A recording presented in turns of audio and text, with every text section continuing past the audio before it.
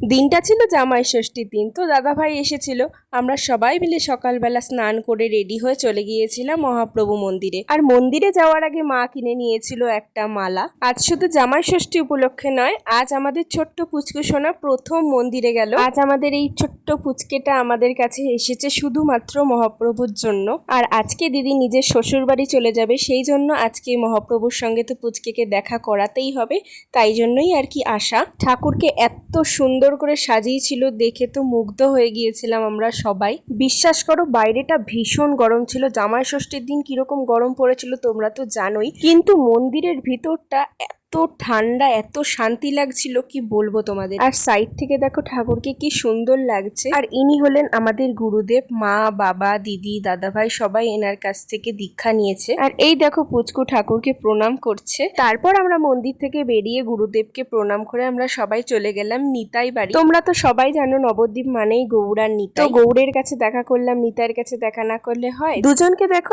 একই রকম দেখতে। তো আজকের মিনি ব্লগটা আমি এখানেই শেষ করলাম, দেখা হচ্ছে নেক্সট ব্লগে।